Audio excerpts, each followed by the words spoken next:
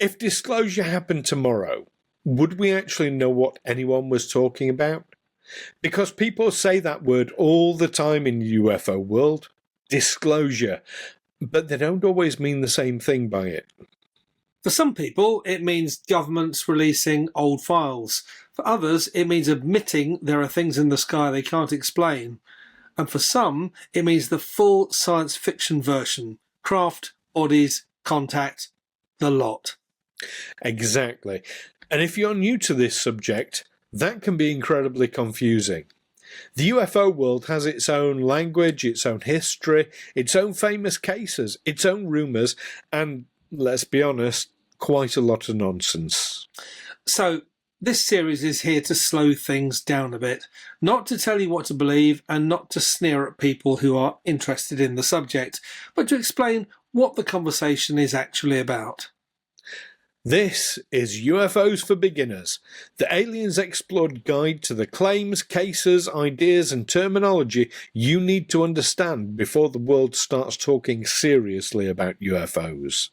And I'm very much coming at this as someone who has not spent years living inside UFO lore, so my job is to ask the obvious questions, the awkward questions, and occasionally the questions that make Stu look at me as if I've just asked whether Roswell was a kind of cheese.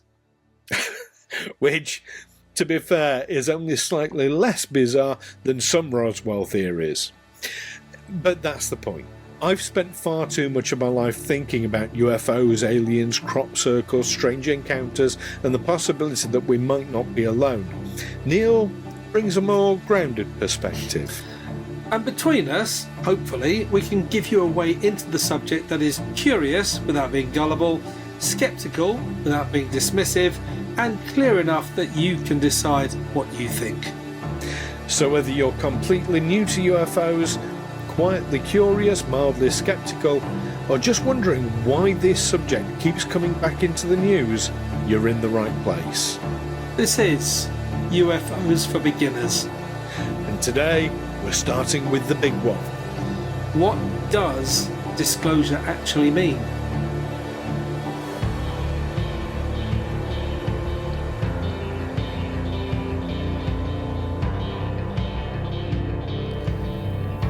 Welcome back to Aliens Explored and this new series, UFOs for Beginners, where we look at all the terminology and all the things that you need to know about ufology. As we go into today's topic, disclosure. So, everyone says disclosure in this subject, Neil. But the question is what they actually mean by that, and it's one of those things. I think if you ask 100 different ufologists what disclosure means, you'll probably get about 120 answers back. You think that many? I absolutely do. See, so disclosure, it sounds like one event, but it is a whole range of possible things. So things people can mean. Some people might say that disclosure is the release of government UFO files.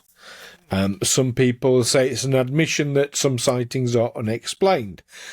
Some will say it's confirmation of advanced unknown technology or evidence of recovered material.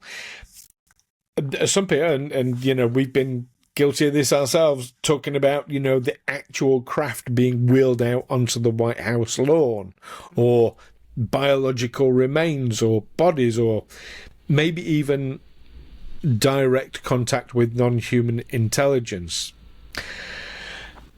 So you can get two people both saying they want disclosure. One might mean show us the files, and another might mean wheel out the bodies. So when you hear UFO people talking about disclosure, what's the image in your mind, Neil, as the person sort of newer to the subject? I think about disclosure in that context as I do in any other context. It's when someone says, okay, full disclosure, this is what we've got. Make of it what you will. Now you've just used a very interesting phrase there. So we've been talking disclosure, and you just shifted it slightly to full disclosure. Yes.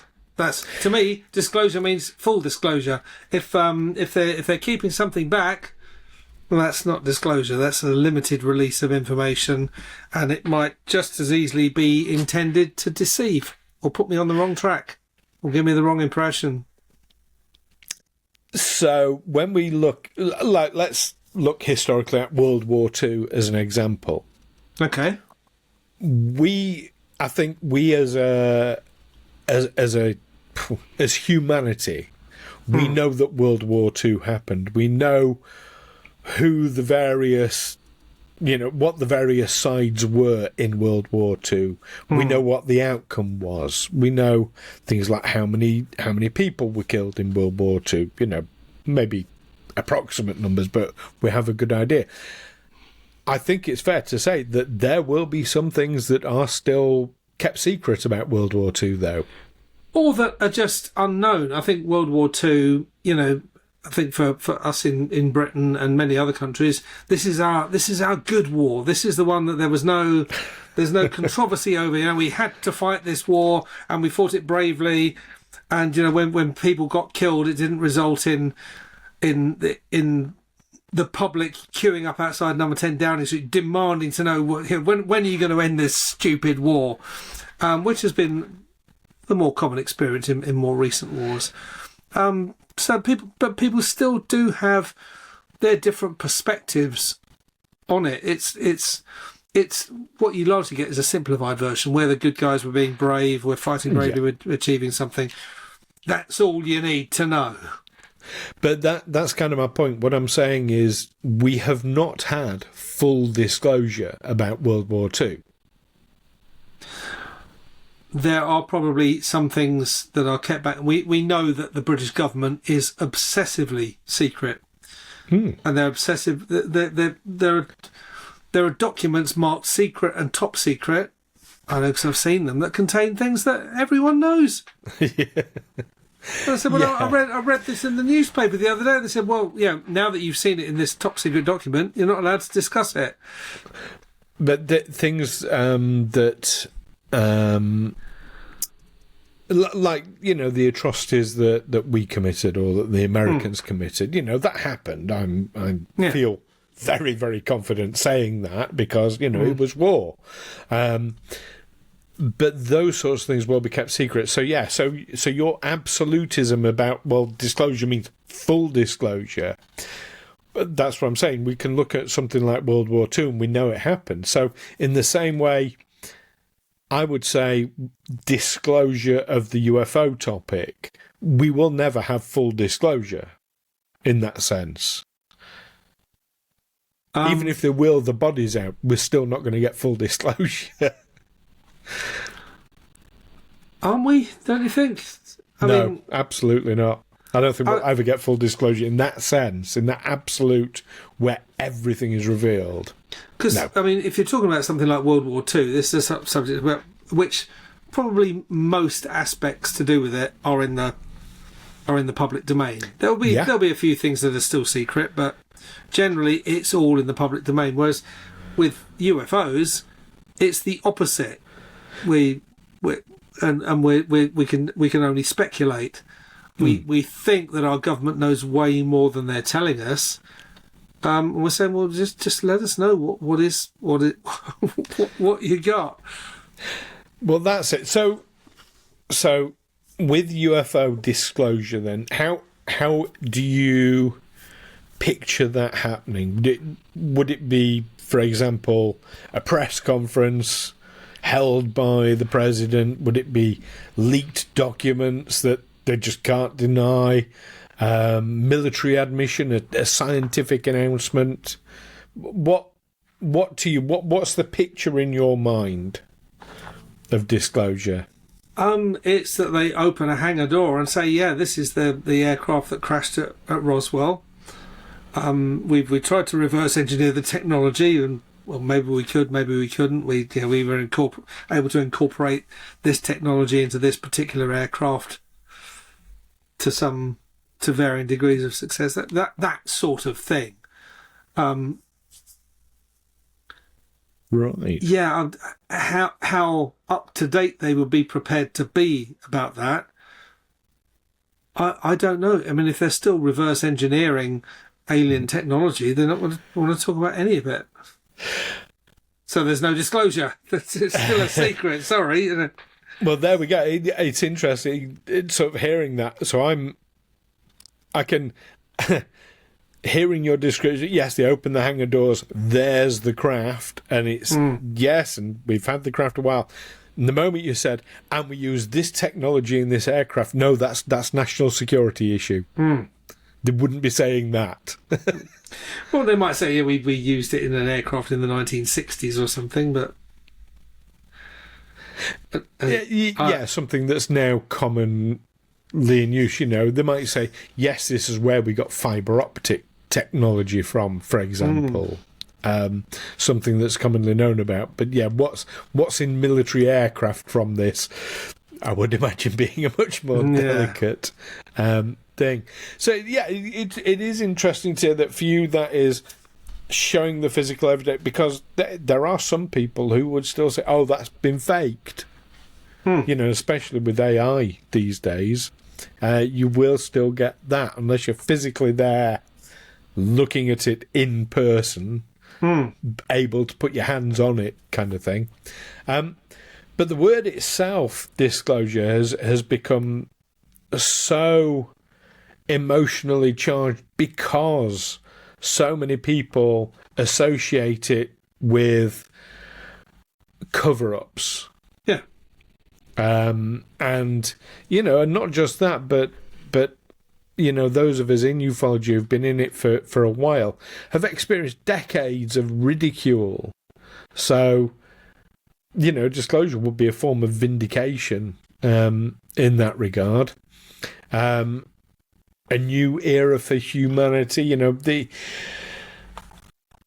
but it's also tied up with sort of Cold War paranoia as well. And I can see how somebody newer to the topic, for you, like you say, you know, it's about just like, give us the evidence, you know, tell the truth, basically. Disclosure is telling the truth. For those of us who've been studying this perhaps a bit longer, those of the believers, you might say, it's not so much tell the truth, it's admit what you've known all along. Admit what we've known all along. But it's also, I mean, I hadn't thought about it in this kind of depth before, but it's also, to my mind, about what people are prepared to accept. If a government official, a president or a prime minister said, look, full disclosure, we have never had any contact with extraterrestrial beings, a lot of people aren't going to believe him or them. Yeah. I just say, oh, that's not disclosure, it's just another cover-up. Because that's bound to happen. Is they're going to say full disclosure, and you say, no, it's not. I know you've got more than that. Yeah. And you will, on the other side of that, you know, if a president comes out and said, yes, we have been in contact with this other race of beings, this non-human intelligence, we've been sort of sharing technologies or whatever, there will be people who say, don't believe it. It's making it up. Yeah. Show us the Epstein files. Show us the Epstein files, yeah. As long as you keep distracting, everything is just a distraction from the Epstein files at the moment. Exactly that. So question for you then. Would you say that the word disclosure already assumes that there is a secret being hidden, or is it the powers that be are finding this all out at the same time as the public? I think the general feeling is that there is in this world there is a deep state. There are levels of government, people who aren't necessarily democratically accountable. They work for secret intelligence services, people like that, or even private corporations that are tied in with all this. We don't know what they're doing. It's when they come forward and say, okay, this is what we've been up to, and this is what it amounts to, and even then we're going to say, no, there's probably more. I think that's the thing with disclosure. We'll never believe them. They'll always think there's more. Yeah, which is comes back to what I said, you'll never have full disclosure. Or maybe, one day where they said, well, actually, let me introduce Marvin. He's from this other star system. He's been here for a few years now. We've learned a lot from him. He's a very nice chap. And, we're initiating an exchange program. Yeah, maybe then people say, okay, I'll accept that's probably as far as you can go. I think it's fair to say, and this is where I think those of us in UFO, like those of us who've experienced this for a long time, can see a kind of difference with perhaps the general public. Disclosure is not one cliff, what one big event and suddenly the world changes overnight. It's more like a ladder. You go one step at a time up the rungs.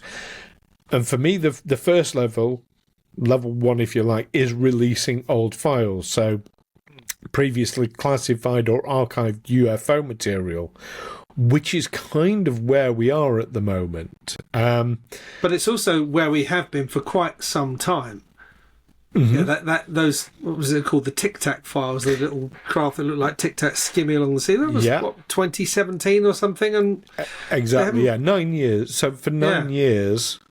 But then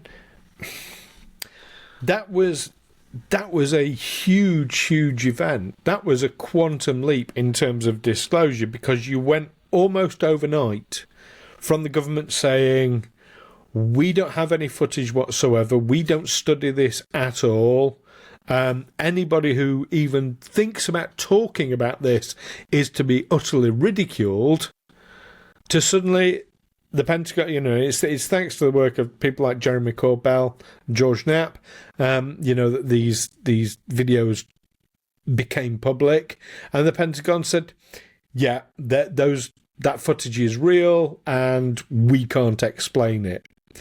And I remember how excited you were at the time with the feeling that, yes, a more extensive disclosure must be imminent. They've admitted it, they've shown us something. Next thing, they're going to open the hangar doors and show us what they've got. And here we are 9 years later, and they're just showing us more lights in the sky.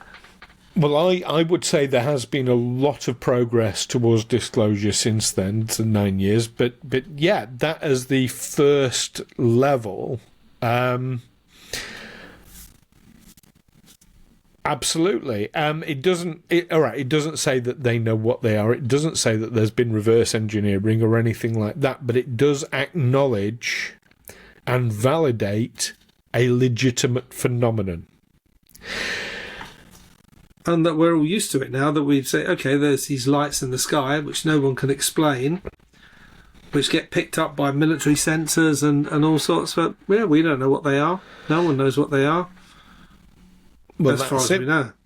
Which brings us nicely on to level 2 of disclosure, the second level, official acknowledgement of unexplained cases. So this is where, in an official report from a government military body, they say some cases remain unidentified. Some incidents cannot be explained from the data we've got. There are objects in restricted airspace that require investigation. Now, that again, this is what's happened in the last 9 years. We've achieved this, and it's incredibly important because it moves the subject from ridicule to seriousness. Okay, it's still not extraterrestrials. It's still not, here's the craft in the hangar. Here's what we found at Roswell.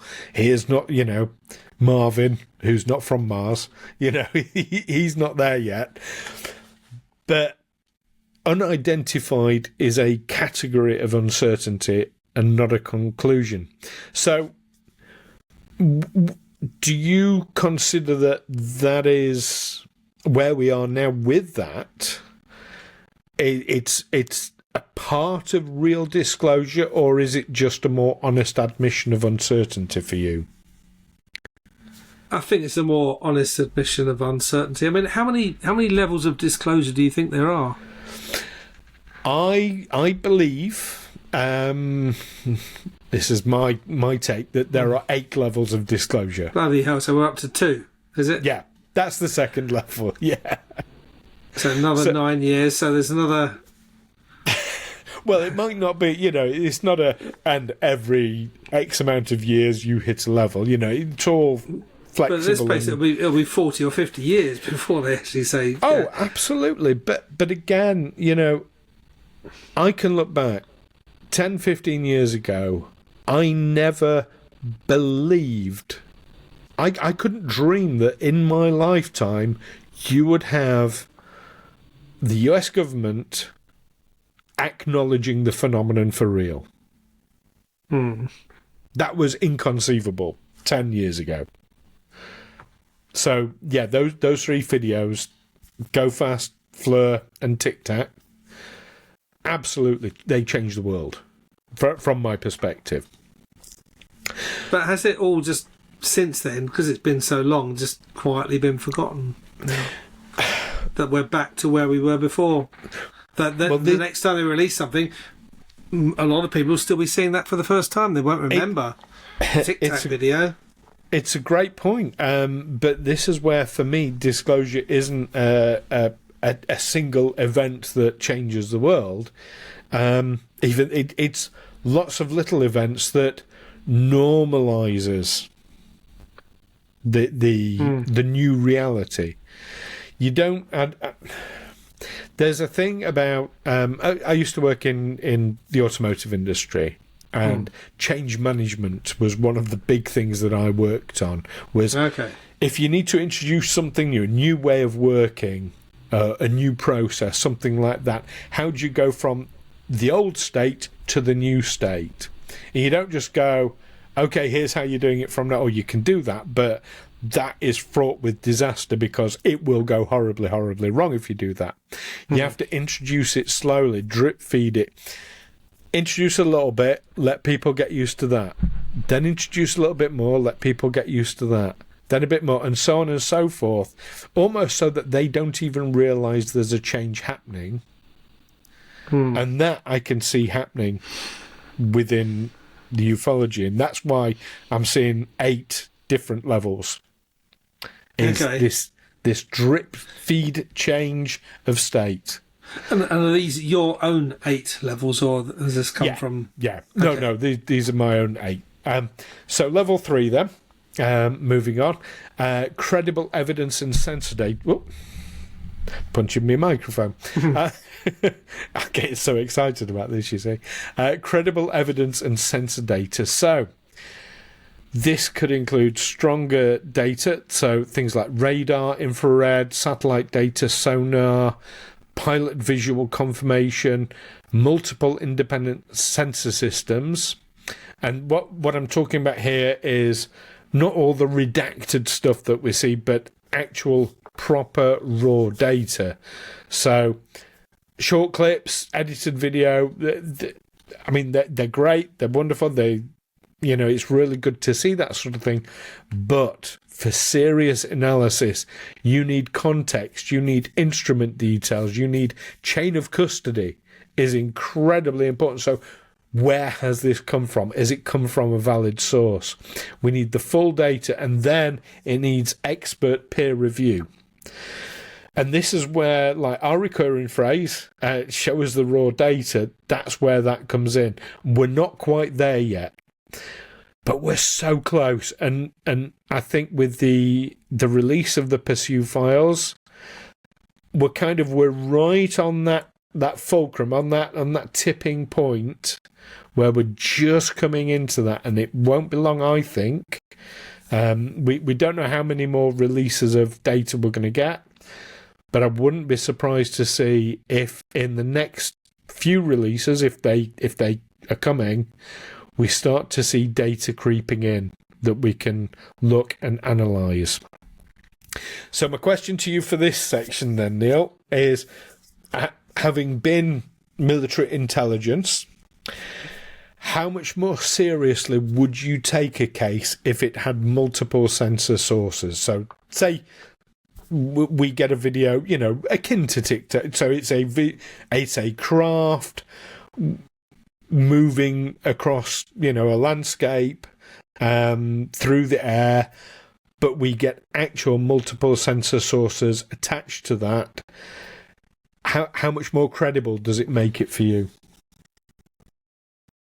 It definitely makes it more credible, especially if for a change we get high quality video, and they say this is what showed up on the radar. We can see it moving. I mean, the problem with it all these days is that you can use AI to create anything, can't you? It's so easy to fake this stuff now. I mean, we've seen UFOs in Hollywood movies, yeah, that's very convincing.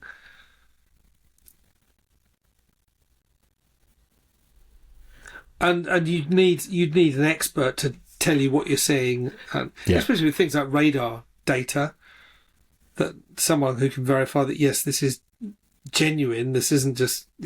Show it to me, I don't know what I'm looking at. I'll just have to accept that it is what you tell me it is, because that's what it looks like. Yeah, and that's why I say, things like chain of custody is important. So where has this come from? Has it come from a trustworthy source? But also, the expert peer review. And there does come a point whereby we, the general public, have to trust that experts are telling us accurate information, which I know some people do struggle with at the moment. But, yeah. And as to do with anything to do with government, the question always comes up: why are they telling us this now? We've had politicians where, if they told you what they had for breakfast, you'd have to go and check. Yeah. You'd have to check with whoever served them their breakfast, and even then, even if you verified that yes, that is indeed what they had for breakfast, that still begs the question: so why are they telling me what they had for breakfast? What are they trying to distract me away from? That again, it's a great question, and it's one that ufology is speculating heavily about. Why is this coming now? What is the point? And all we can do is speculate. But my own personal belief is, I think some of it, yes, is to distract from other things, which is why we're seeing it in America more than anywhere else. But I also think we are reaching a point technologically in our advancement as humanity, where it is becoming increasingly difficult, nigh on impossible, to keep this subject a secret any longer. So you hear a phrase occasionally, catastrophic disclosure. Oh, that's a new one on me. I haven't heard that one. Okay. Well, is that the same as inadvertent disclosure? Absolutely, yeah. Inadvertent disclosure would be a form of catastrophic disclosure. Catastrophic disclosure basically means uncontrolled. At the moment, like I said, we are steps along the way towards disclosure, and hopefully we'll get to step 8 or level 8. But so far we're on to about sort of teetering on 3. But that's being controlled at the moment by the government, by the powers that be. They are saying, okay, this is what we'll release now. This is what we'll look at releasing next. And it's all being timed and controlled and thought about carefully. Catastrophic disclosure is just, no, somebody just gets proof and puts it out there. Minor spoiler for the movie Disclosure Day, but catastrophic disclosure is basically what the protagonists are trying to achieve in that movie. That would be catastrophic disclosure. Just all the files being released all of a sudden, and you've got, again, with change management, it's that here's the state today, up tomorrow it's a completely different state. That's an ontological shock. That's something people can't handle. And at the risk of putting a spoiler in over Disclosure Day for those of our viewers and listeners who haven't seen it. What are the consequences when they succeed in their catastrophic disclosure, or they bring about their catastrophic disclosure? No one's saying, "Oh no, they've released this information. That means that there's nothing. There's no consequences." Okay, so the jig's up. Why didn't we tell them about this 30 years ago? Well, that's it. And ontological shock is a massive part of that. You know, people their worldview is completely turned upside down. You'd end up with some very, very dark things happening. You know, I'm certain you'd end up with like massive amounts of people taking their own lives, things like that. Would that be massive amounts of people, or the sort of numbers who killed themselves when Halley's Comet flew? Was it the Hale-Bopp Comet? I think it would be far more significant than that. Again, you know, we touched on in a recent episode about the religious aspect of this, and I honestly think it would affect a lot of people. They'd also lose complete faith in government. At a time, you know, right now, faith in government is worldwide pretty low. It would just be gone overnight. So going back onto the point, that's what catastrophic disclosure would be. Okay, but that, again, a bit of a spoiler. You don't see any catastrophic consequences of this catastrophic disclosure in the film. Everyone just seems to say, "Oh, right, now we know. It's great." Well, that's a film. Well, you also, I was going to avoid that. Is there a sequel? The consequences of disclosure, though. Yeah, I was trying to avoid that level of spoilers. I'll put a warning in the thing, but in the description. But yeah, where I said they were trying to achieve disclosure, catastrophic disclosure. Yeah, but that's where the movie ends, basically. So, and we can only speculate at the moment about what the impact of that would be. Okay, potentially another spoiler is the reason disclosure happens is because of action taken by the extraterrestrials. Yeah, they give people these powers to do these things. One guy learns the language of mathematics, the universal, and their counterpart can understand all human languages. Well, so what we're saying is that actually it's not just governments that are keeping this secret. Why do people who are visiting this planet want it all to be hushed up by governments? Why is it? What I would like to know what their decision process is, and say, okay, well let's align ourselves with the US government. They're the predominant imperial power on the planet at the moment. Let's throw our lot in with them, and we'll just do whatever they say. If they want to keep a secret, we'll keep it secret. If they want to release a video of our craft flying around, well, yeah, okay, fine with that. I mean, actually, do they have a say in the disclosure, in the decision-making process? Is there someone from the planet Karg saying, "Nah, you can't put that out"?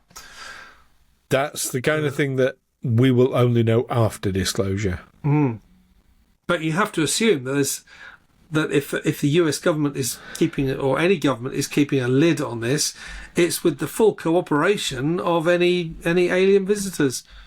Not necessarily. There is some speculation out there that actually they're not interested in us. Interested in the planet, but not us. Yeah. So, yeah, it also that kind of thinking, that's human thinking. That's how we think. And they might think in a completely different way. But all I'm saying is that however they think, if they're a superior intelligence, they're going to do what they like. They're not going to be bound by any earthly government's agenda. Well, superior and different could be two different. Anyway, we've got way off topic here. So, bring it back. So, level 3 disclosure would be putting out videos and files, but with the raw data as well, so it can be analysed properly. Level 4, and this is where you perhaps got one of the biggest jumps. It's a step rather than a ramp, as it were. Level 4 is admission of advanced unknown technology. This is where some official says some objects appear to demonstrate capabilities that we cannot explain. Now, when I say officials, you have had people with good knowledge, people like Ryan Graves, Tim Gallaudet, David Grush, who I know you're not a fan of. People have been coming forward and saying these craft, whatever they are, can run rings around our best jets.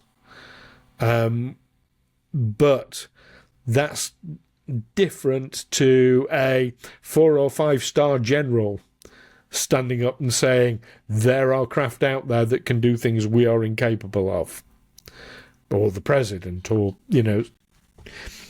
somebody like that. And by the way, we think they're probably Chinese, so we need to double the defence budget so that we can catch up. That's the thing. No, they wouldn't be saying that at this level, because this is where you break down that ambiguity. It's beyond publicly known technology. It's beyond our own military's known technology. It's beyond any known human technology. It's beyond what can be determined from the limited data. But it is worth bearing in mind that even at this level, there is a difference between we can't explain this performance to this is alien technology. Now, we can sort of see the shape of this at the moment, because we are seeing videos that appear to show levels of technology that we can't replicate. Take the Tic Tac video as an example. There are no wings on it. There are no, moving flaps. There's no evidence of a propulsion system as we understand them. But without the raw data, we can't confirm any of those things. No, we can't. There might just be spots of light. Exactly. So light can move around without wings. So we go from having the raw data, it being obvious that it's beyond our technology, but then level 4 is someone standing up in an official capacity and stating publicly this is beyond human technology. So my question for you on this one: would somebody, like I said, let's say a 5-star general, 4-star general stands up at a press conference and says this is beyond known technology, would that convince you, or would you still want to know, well, who's saying it, what data they're using, what position would you be in at that point? I would want to know those things, but if a general stood up and says this is beyond known technology, then I assume that's the limit of disclosure. That's all he's got. There won't be a next level after that. He's just saying this is what it is. We don't know what it is. Boom. Okay. Make of it what you will, because we don't know. Okay. So the next level, as I'm seeing it, would be for them to bring out recovered material. So this could be physical fragments, unusual materials allegedly connected to UFOs, UAPs. So alloys, debris, metamaterials, crash fragments, with questions around them, where did it come from? Who's collected it? Has it been independently tested? Is there a clean chain of custody? And are the results extraordinary or just unusual? And what I mean by that, is it, for example, an alloy that we can recreate, but, oh gosh, we never thought of doing that before, which would be unusual? Or is it, hang on, this alloy is using material that doesn't exist on this planet. And that would be extraordinary. I'd need some real verification of that. If it's the former, if it's an alloy that yes, you can make it from terrestrial elements, but we never thought of doing it. Well, Mars said, well, actually, probably someone did think of doing it and did it, and there it is. If it's this is made of things that we can't reproduce this because we haven't got the elements required. And I would want a lot of scientific verification of that. But also, my big question is, you're showing us these tiny fragments. You're saying when these craft crash, there's nothing left. But it's just smashes into tiny little fragments. And by the way, we've only got like a pocket full of them. That's all we can find. Well, you're leading straight into the next level there. Yeah. But I don't think you see, that's the thing. They're not going to go straight from here's videos of something that we can't explain to, and here's a craft. It doesn't jump straight to that. Again, that's a massive jump.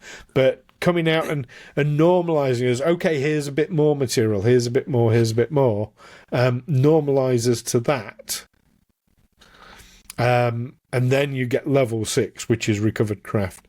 But just before we go into level 6, on level 5, then you're saying it would require some experts to confirm that it was something extraordinary. Are you talking about peer reviews? Are you talking about someone officially from the government standing up saying this is materials of an unknown origin? What would it take then for you? I would expect scientific peer review. Right.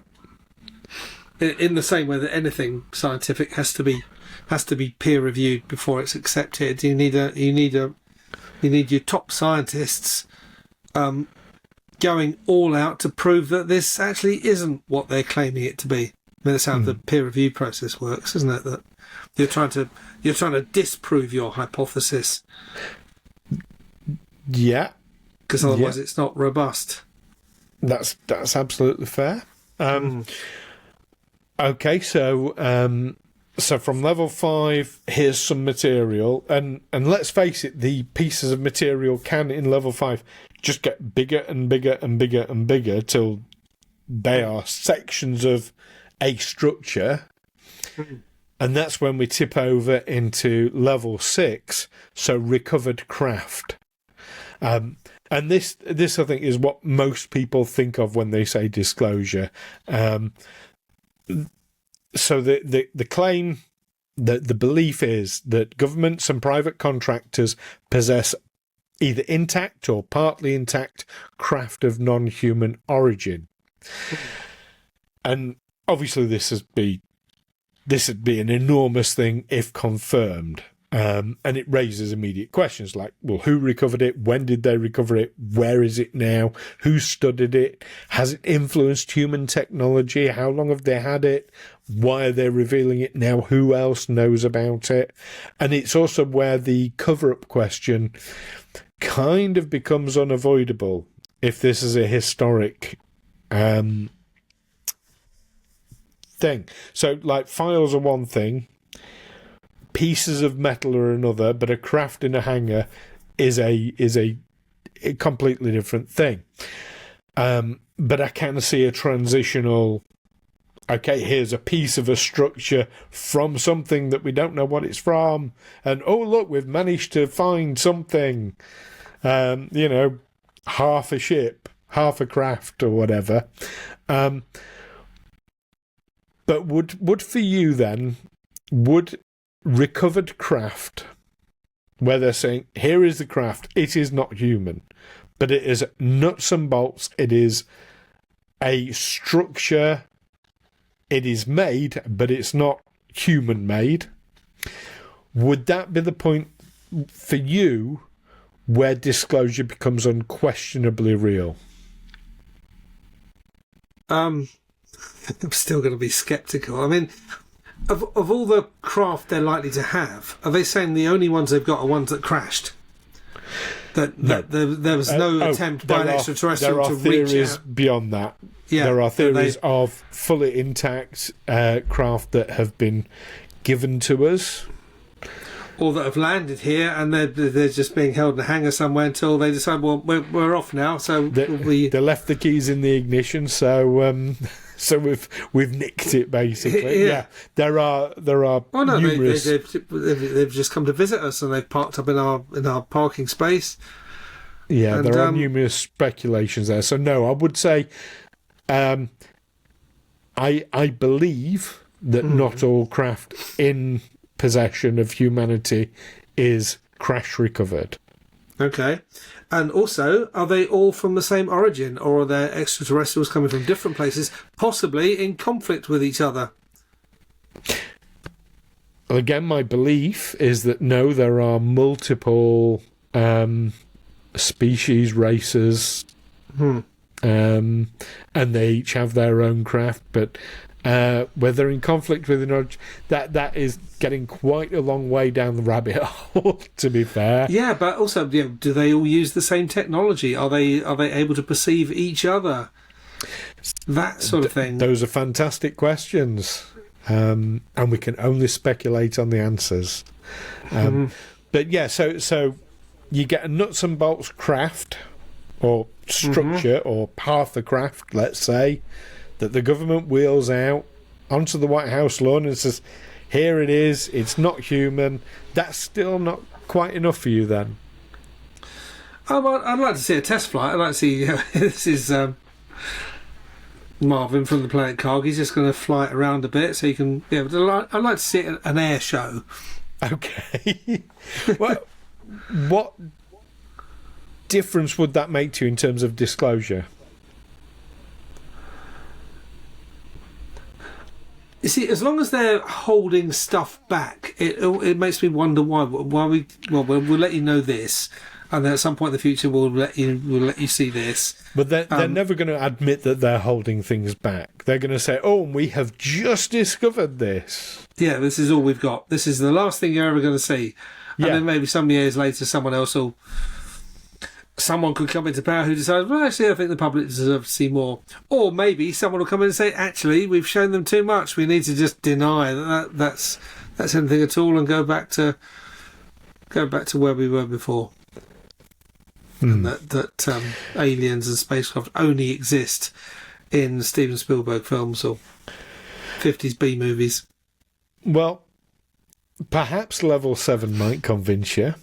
Because here's where I'm speculating that the next level will be, here we've found a crashed vehicle, a craft, here it is. The next level, level 7, would be when they say, and here are the pilots, here are the bodies.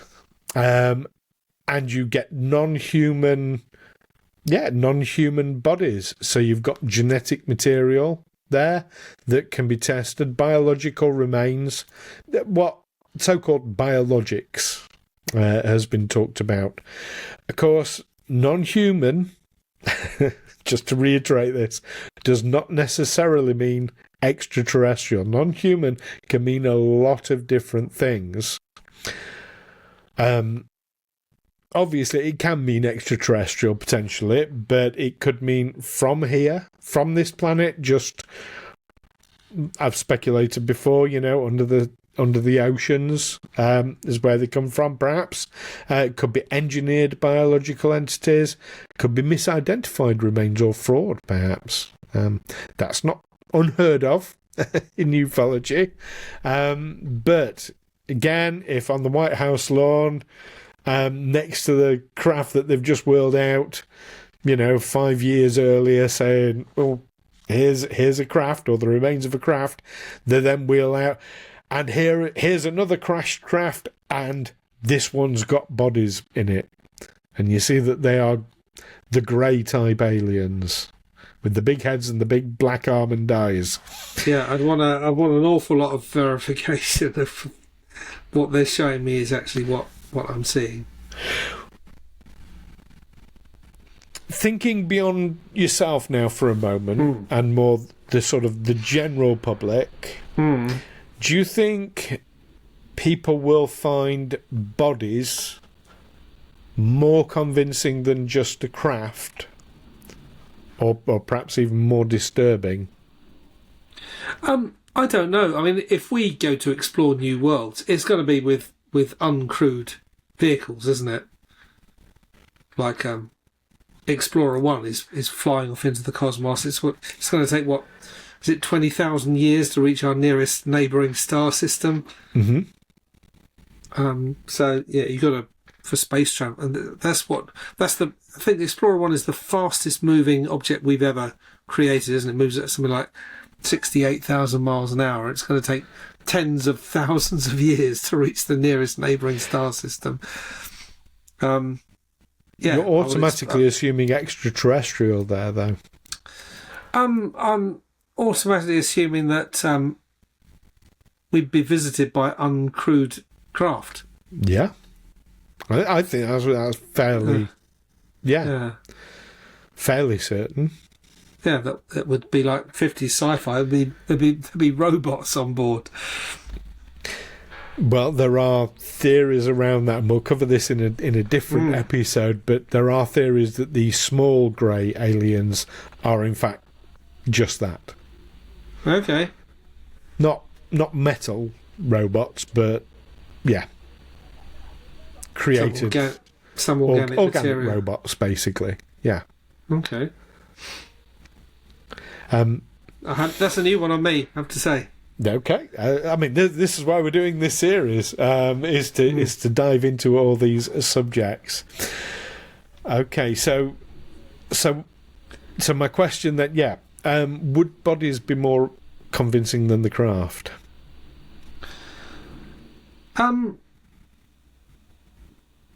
They'd be as convincing, I guess. So I can't say whether one's more convincing than the other. I suppose it depends how it's presented and what we see. See, my theory is that if it's a craft, people can still say, "Oh yeah, but it might be something China's worked on secretly," or things like that. We've seen how bodies can be cobbled together. A living being, maybe a living visitor from another world. Will we take them for what they are? Take them there.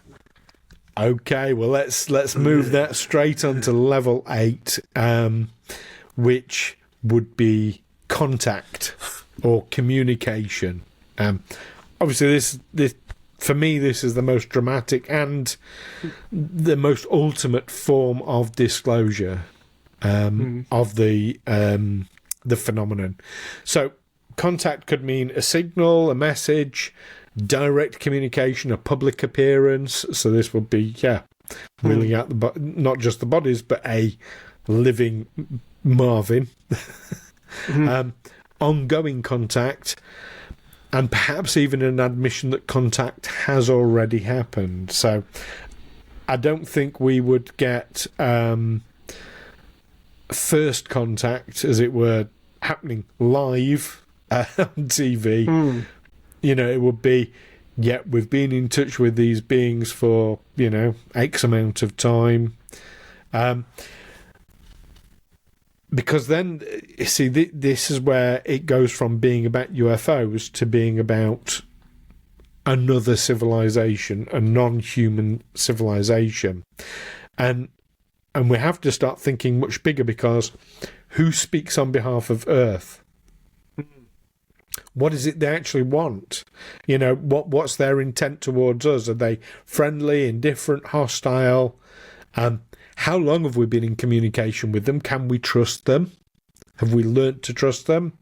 And again, like you raised earlier, why now? Why are they raising this now? It's almost like the sci-fi version of disclosure, this. And it's the one that a lot of people imagine most, but it's the least likely to happen first. It's the last step on the road to disclosure. If that happened, though, if we had contact and communication, who, looking at the world around us today, it's not going to happen today, but this is decades away. But who would you actually trust to explain it to the public, to reveal this information? Yeah, that's a good question. Would I actually trust anyone? An independent international, but the United Nations maybe, but I know a lot of people wouldn't trust the United Nations. And who in the United Nations? Yeah, I mean, the United Nations is probably the closest we've got to a body that speaks for the world, but with limited horizons. They don't represent the interests of just one government, in theory, anyway. In theory. Yeah, maybe the United Nations. If the United Nations said yes, we've been in contact, and they'll be joining us on the panel. They'll be part of the Security Council from now on. Right. Interesting. So, yeah, that's 8 levels of disclosure, as I've speculated. I think the key thing, like whether I'm right or wrong about what those levels are, I think the key thing about disclosure is it's not an event. It's not a thing. It's a series of transitions from one state to the next, to the next, to the next, to the next. And like we said earlier, the last 9 years have already transitioned us to a point whereby governments of the world taking the phenomenon seriously is now normal. The release of video footage and files investigating the phenomenon, acknowledging the phenomenon, is now normal. We're already on the road to disclosure, but it won't be just a single event. Yeah, I think it still comes down to belief, doesn't it? Like religion, if you got to believe it, and even as I'll quote again Neil deGrasse Tyson, who said, "Show me the spaceship." But even if I show you the spaceship, you've still got to believe that. You've still got to be convinced that actually is a spaceship. But it's not something that's been cobbled together at General Dynamics or wherever. When it comes to this subject, Neil deGrasse Tyson is a bit of a POS as far as I'm concerned. He's very anti-science when it comes to this particular subject. But that's a whole other thing. That's a whole other thing, yeah. But I still kind of accept it. Yeah, show me the spaceship. But even then, you've still got to believe it is a spaceship. Yeah. You've got to believe that what you're seeing is what you're told it is. And you need independent verification that actually what they said is what it is. It is what it is, or it is what it isn't. Yeah. That's it. So, but I would have also thought that if the disclosure process happens the way you describe it, it would accelerate. That it would get to say, well, we've shown you this, well, we might as well show you that. We've shown you those two things. Well, you've obviously guessed this bit, so we'll throw that in a bit, and it just all comes tumbling out. It's like when you finally crack, someone's telling you something that's untrue, and you actually crack their story, then it all just comes gushing out, doesn't it? Well, it can. The whole sorry tale. But I think there's more going on with this. So on the one hand, there has to be time allowed for people to adjust to the new reality.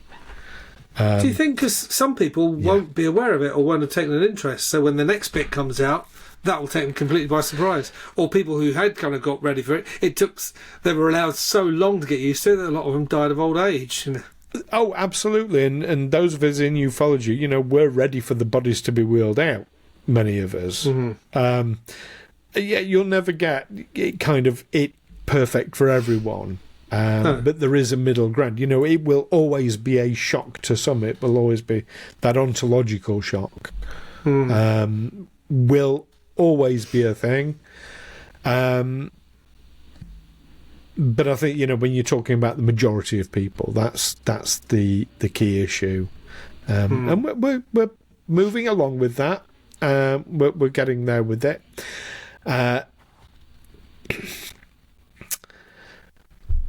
Yeah. So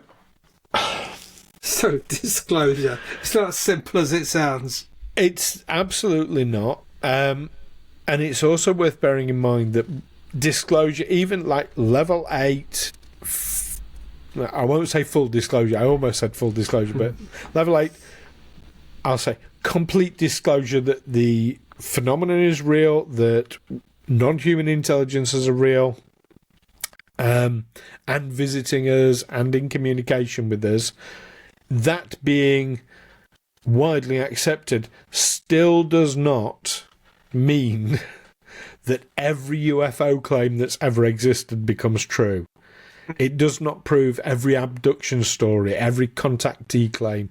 It doesn't prove every whistleblower or every ancient alien theory. It doesn't, I like my crop circles. Doesn't mean that, they've all been created by aliens or every blurry video, all the rest of it. One extraordinary truth does not validate every extraordinary claim.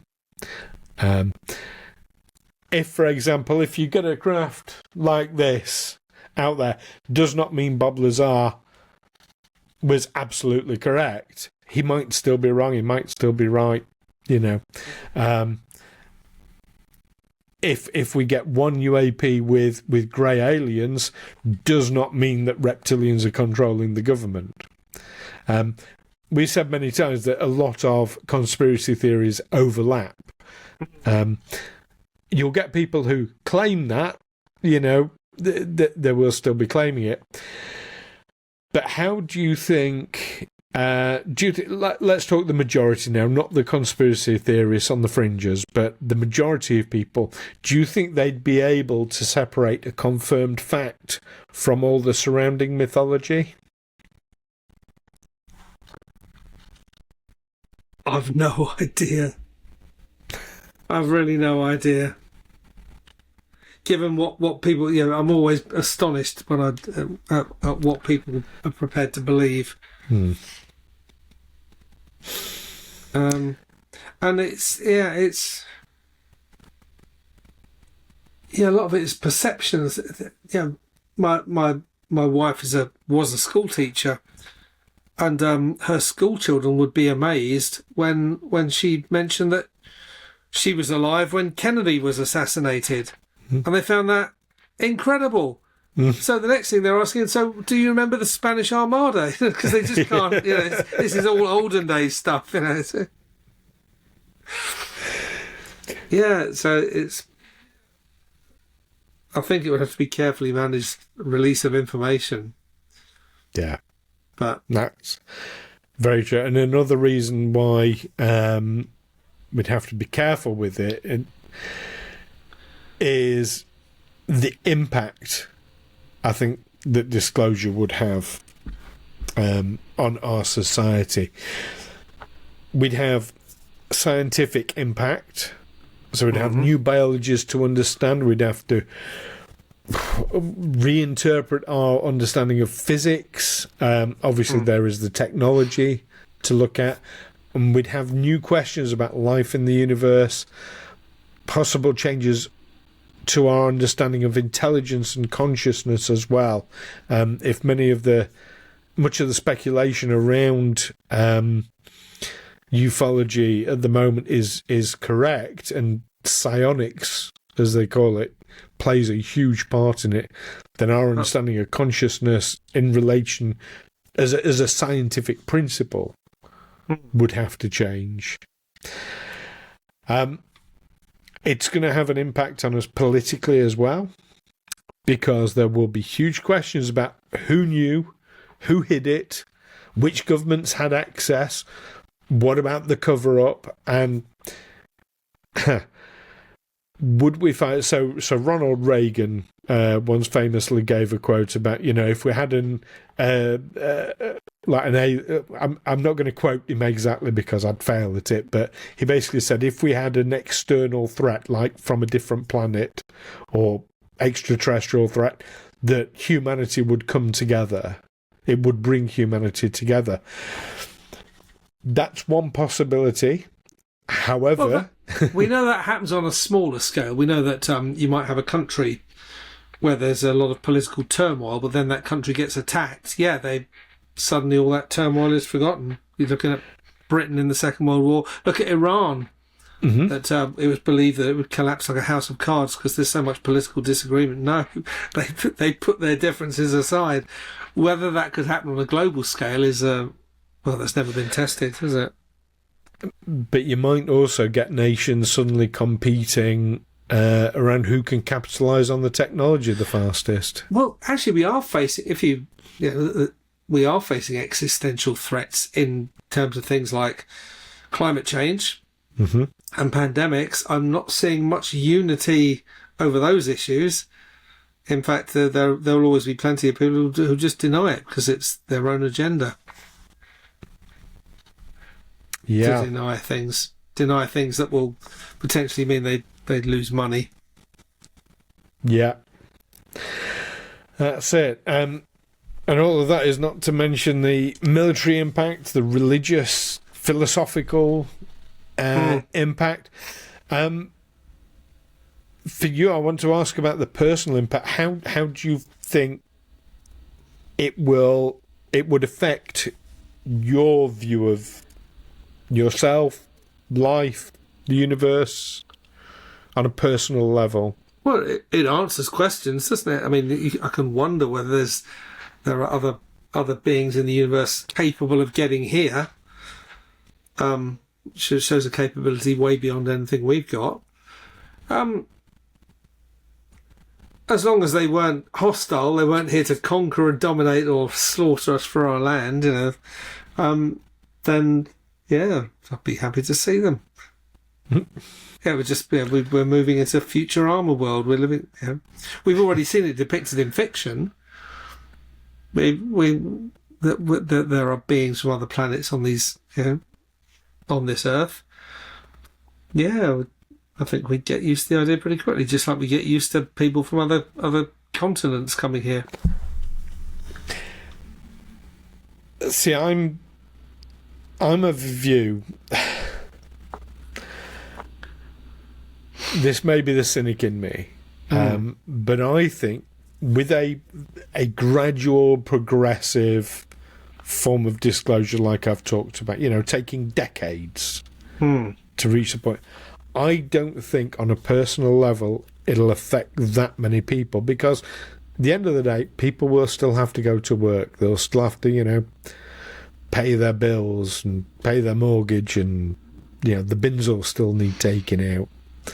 And while disclosure could be the biggest story in human history, I still think it'd be absorbed into normal life fairly quickly. I mean, when you say, well, people will panic, well, what will they do? Will they run out into the street and scream and until they get tired and think, oh, okay, that's it, I've had my panic? I think if you had catastrophic disclosure, yes. I think if you had the gradual, controlled, planned disclosure, no. I think people will just... No, but I don't know what that panic would look like. When you say people would panic, what does that actually look like?